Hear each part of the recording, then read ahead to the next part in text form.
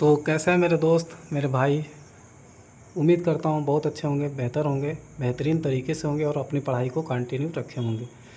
तो जैसा कि हमने आपको अभी तक नंबर सिस्टम का जितना भी चैप्टर था, प्रश्नावली था, वो हमने आपको पढ़ा दिया। अब हम चैप्टर 2 पे चलने वाले हैं, जो प्रश्नावली 2.1 है, जिसका नाम, चैप्टर का नाम बहुपद है, पॉलिनोमियल्स है, इसको इंग्लिश में बोलते हैं।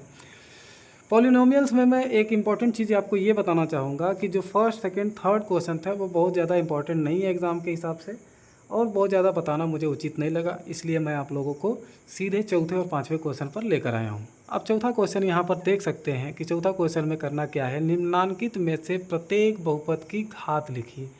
ठीक है, निम्नांकित में से प्रत्येक बहुपद की घात लिखना है। तो ये बिल्कुल ईजी है। इस तरीके से आप फर्स्ट क्वेश्चन देख सकते हैं, ए का 5x³ + 4x² + 7x, ये बताया गया है, ये बहुपद है। बहुपद में से हमें ये बताना है कि किसकी घात सबसे ज़्यादा है। तो x की घात सबसे ज़्यादा है, 3 है, यहाँ पर x² है, यहाँ पर 1 है, यहाँ 1 है, 2 है, यहाँ 3 है, तो 3 इसका आंसर हो जाएगा, क्योंकि x का सबसे ज़्यादा पावर 3 है। चलते हैं बी वाले क्वेश्चन पे। बी वाला क्वेश्चन है 4 - y², 4 - y²। तो यहाँ पे ये बहुपद में, इस बहुपद में इसका पावर 0 हो गया और इसका पावर 2 हो गया, तो y² का पावर 2 है, तो इसलिए इसका आंसर 2 हो जाएगा। अब चलते हैं सी वाले क्वेश्चन पे। 5t - √7, √7 को छोड़ देंगे, इसे कोई मतलब नहीं है। t एक चर है, तो t का हम बहुपद देखेंगे, और सॉरी t का हम पावर देखेंगे, तो t के पावर में कुछ नहीं लिखा हुआ है, तो इसका मतलब t के पावर 1 है। ठीक है, अब ये देखिए 3 है, डी वाले में 3 है, तो 3 एक हमारा प्राकृतिक संख्या होता है। अगर 3 इसे कोई भी प्राकृतिक संख्या इस तरीके से सिर्फ लिखी गई हो, सॉरी मिट गई, तो इस तरीके से कोई संख्या लिखी हो तो उसके पावर में 0 होता है। ठीक है, चलते हैं अगले पाँचवें सवाल के ऊपर। पाँचवा सवाल क्या है हमारा, निम्नलिखित का रैखिक द्विघाती और त्रिघाती बहुपदों में वर्गीकरण कीजिए। ठीक है, मतलब रैखिक बहुपद बताना है, द्विघात बहुपद बताना है, और त्रिघात बहुपद हमें वर्गीकरण करके बताना है।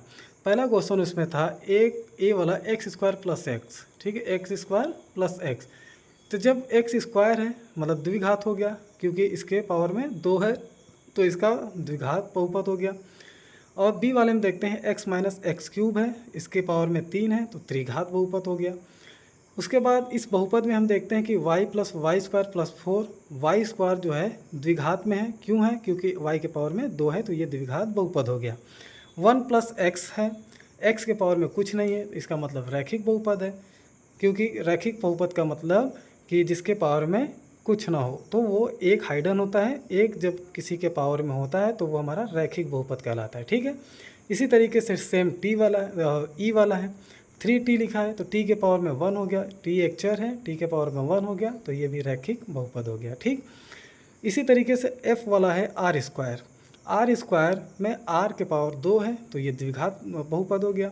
उसके बाद g वाला है, g में 7 के पावर x³ है, मतलब x के पावर घात में 3 है, तो ये त्रिघात बहुपद हो गया। तो उम्मीद करता हूँ मेरे दोस्तों, भाइयों, कि आज का सवाल आपका, आज का जो चैप्टर प्रश्नावली 2.1 था, बहुपद पॉलिनोमियल्स, आपको समझ में आया होगा। एक बार मैं इस तरीके से पूरा ले लेता हूँ, आप इसका स्क्रीनशॉट ले लीजिए और स्क्रीनशॉट लेकर इसको नोट भी कर लीजिएगा।